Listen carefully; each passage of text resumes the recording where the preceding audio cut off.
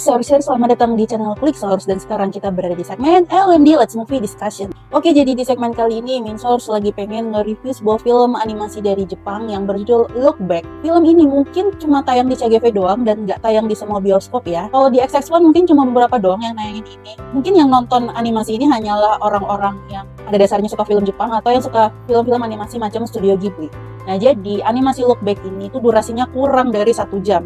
Sekitar 57-58 menitan lah, nggak sampai 1 jam pokoknya. Film ini diadaptasi dari manga one shot yang dibuat oleh salah satu mangaka terkenal yaitu Tatsuki Fujimoto yang juga membuat sebuah manga atau anime yang berjudul Chainsaw Man. Waktu pertama kali Min Source ke bioskop terus mau nonton film ini, Min Source nggak tahu kenapa hal Chainsaw Man-nya atau judul anime Chainsaw Man-nya ini terlalu, menurut Min Source ya, kayak dipajang banget, kayak seolah-olah tuh kayak pengen ngasih tahu banget loh kalau ini tuh dari seorang mangaka yang ada di balik layar Chainsaw Man. Padahal kalau menurut Min Source ya, nggak usah dikasih tahu pun ya, biar kita aja mencari tahu sendiri sebagai penonton sosok di balik film Look Back ini seperti apa, yang nggak taunya dia adalah seorang mangaka dari Chainsaw Man. Tapi karena ini tuh seolah-olah Chainsaw Man kayak dikasih tahu banget, oh ini loh asalnya dari mangaka si Chainsaw Man tuh, jadi kayak terkesan apa ya, karena kalau misalnya kita nonton Chainsaw Man sama nonton film ini tentu vibes-nya itu sangat berbeda sekali, walaupun memang dari seorang mangaka yang sama. Buat kalian nih yang bukan wibu atau bukan orang yang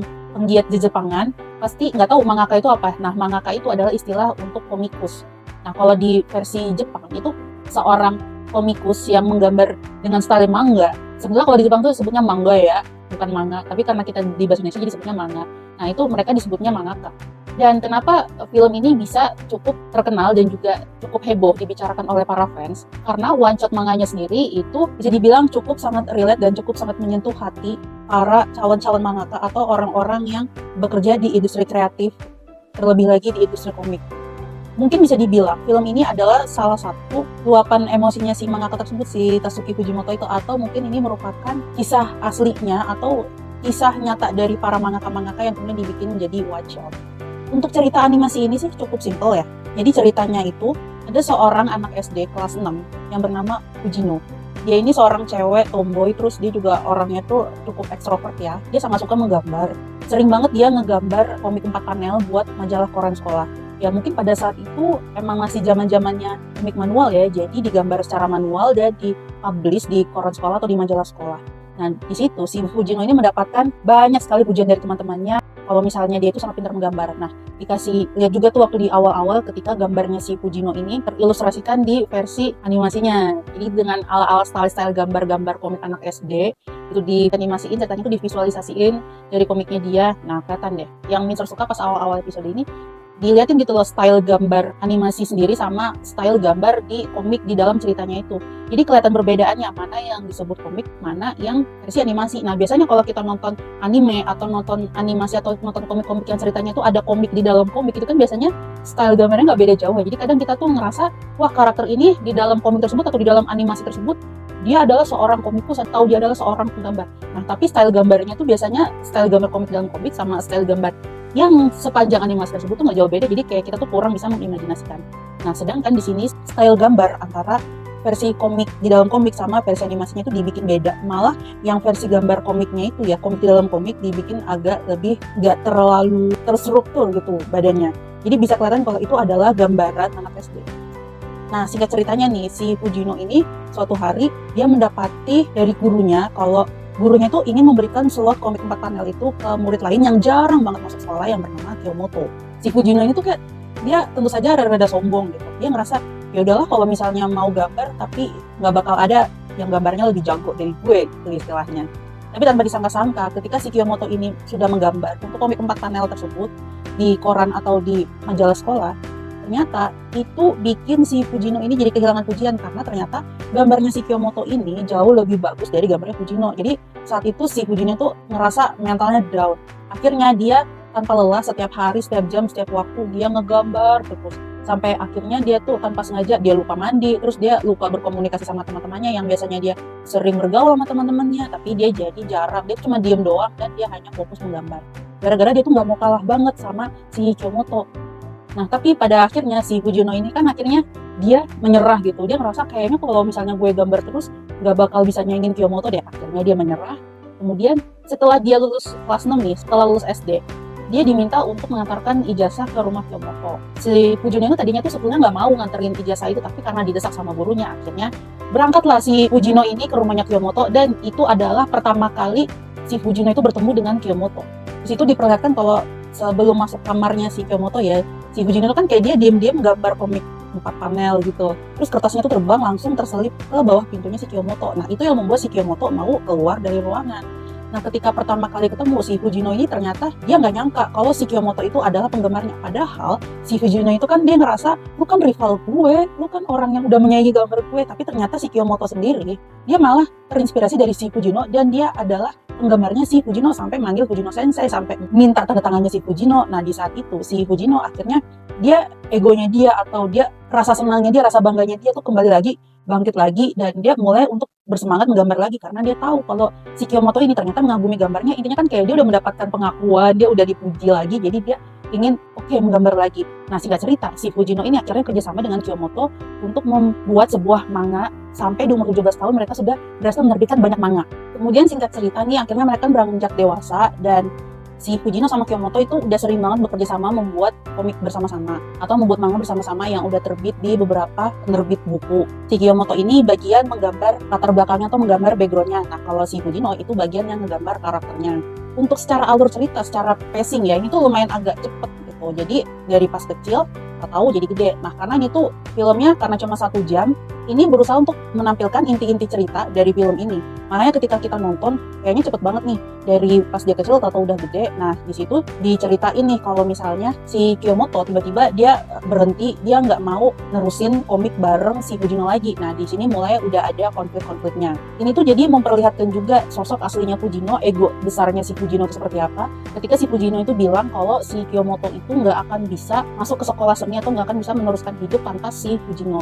Karena selama ini si Kyomoto itu kan selalu ngikutin si Fujino terus. Nah, dalam pikirannya Kyomoto, dia itu nggak mau merepotkan si Fujino, dia tidak mau bergantung terus sama si Fujino. Artinya dia udah cukup lah, dia ingin berusaha untuk mandiri. Tapi si Fujino itu berusaha bilang bahwa kamu tuh nggak akan bisa tanpa aku, kamu ngomong aja susah. Nah, tapi si Kyomoto itu berusaha untuk, aku nggak akan ngerepotin kamu lagi, aku akan belajar untuk berbicara, untuk belajar semuanya. Jadi karena si Fujino ini kan dia extrovert, sementara si Kyomoto itu introvert, tapi introvertnya tuh lebih ke ansos sama no lab gitu, sehingga si Kyomoto ini susah untuk berbaur sama orang, sementara si Fujino ini bisa berbaur sama orang. Di situ kita bisa ngelihat gimana sisi egonya si Fujino. Padahal si Fujino ini dia adalah orang yang kalau kita lihat dia memanfaatkan Kyomoto, atau dia yang malah memanfaatkan si Kyomoto untuk bisa membantu bikin background buat komik-komiknya.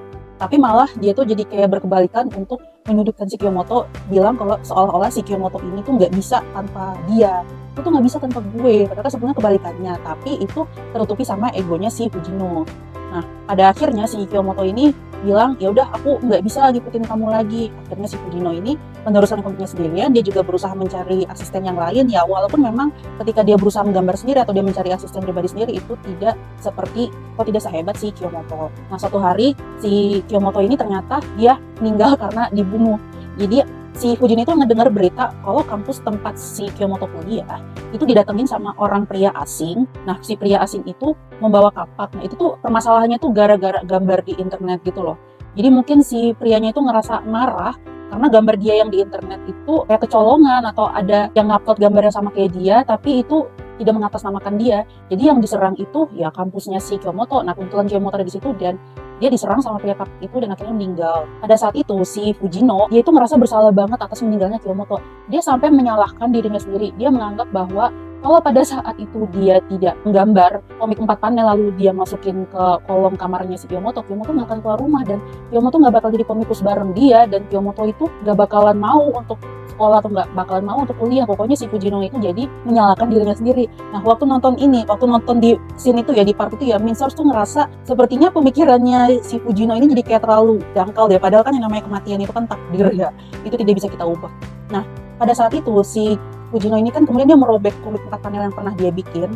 Setelah itu tiba-tiba muncul nih scene alternatif lain, alternatif dimana kalau misalnya saat itu si Kyomoto tidak keluar atau tidak menemui Fujino, sehingga dia tidak akan menjadi komikus bareng si Fujino. Di situ si Fujino itu membayangkan bisa saja si Fujino ini dia tiba-tiba pergi ke kampusnya si Kiyomoto, lalu dia menyelamatkan Kiyomoto dari pria kapak besar yang ingin mencoba membunuhnya. Di sini yang Min Source suka itu adalah alur perpindahannya. Mungkin pas awal-awal ketika nonton, kok ini tiba-tiba dihadapkan oleh scene alternatif yang lain, kita mungkin awalnya mikirnya, oh mungkin kejadiannya tidak seperti ini, atau mungkin sebenarnya ada dua ending tergantung pilihannya si Fujino, tapi sebetulnya enggak. Jadi scene yang kedua itu, yang dimana dia kembali lagi ke masa lalu, itu adalah scene dimana si Fujino membayangkan kalau misalnya si Kiyomoto itu tidak meninggal. Di sini juga Min Source baru tahu makna dari judul Look Back yang sebenarnya. Look Back itu berarti melihat ke belakang. Dalam artian melihat kembali ke belakang tentang peristiwa-peristiwa yang sudah pernah berlalu, lalu kita juga memandang kalau misalnya kita memilih pilihan seperti ini mungkin tidak akan menjadi seperti itu. Tapi pada akhirnya ketika semua scene-scene itu sudah berakhir ya, di situ kan diceritain kalau si Fujino itu ceritanya pertama kali ketemu sama Kiyomoto ketika udah kuliah. Nah, si Kiyomoto itu menyadari bahwa si Fujino itu ternyata adalah sosok seseorang yang menggambar manga ketika waktu mereka masih SD. Jadi kalau waktu di cerita utamanya si Kiyomoto itu kan kenalan sama Fujino, terus jadi relate, terus jadi manggil Fujino Sensei itu kan pas masih SD. Tapi ini di scene alternatifnya dia manggil Fujino Sensei itu ketika udah dewasa. Nah, pada saat itu yang Min Source cukup suka adalah alur perpindahan ketika si Kiyomoto ini akhirnya menggambar komik 4 panel tentang dia yang diselamatkan dari pria berkapak, lalu ada Fujino yang menyelamatkannya. Nah, itu ketika kertasnya terbang keluar arah pintu dan dipegang sama si Fujino kan. Nah, itu langsung kembali ke scene yang awal, scene yang ketika si Fujino tuh menyalahkan dirinya sendiri atas kematiannya Kiyomoto. Nah, jadi alur perpindahannya ini Min Source cukup suka, dan di situ akhirnya Fujino dihadapkan sama kenyataan kalau memang Kiyomoto itu sudah nggak ada, dan kita belajar bahwa kita nggak bisa ngubah takdir mau sekeras apapun itu, dan kita harus menerima kenyataan, dan itu memang bukan salahnya kita walaupun memang orang yang kita cintai atau orang yang kita sayangi itu sudah meninggal atau sudah dipanggil duluan sama Tuhannya. Secara alur plot cerita nih, karena ini kan pacingnya lumayan cepet banget, mungkin ketika pas awal-awal nonton, ketika pertama kali nonton ini, buat Min Source pribadi ya, Min Source tuh mungkin ngerasa masih kurang dapat secara emosional karena pacingnya yang terlalu cepet. Jadi sebetulnya di beberapa scene itu masih ada hal yang masih bisa dibangun lagi secara plotnya, secara emosionalnya. Tapi ketika kita udah menonton inti-inti dari ceritanya, kita baru bener-bener bisa nangkep gitu.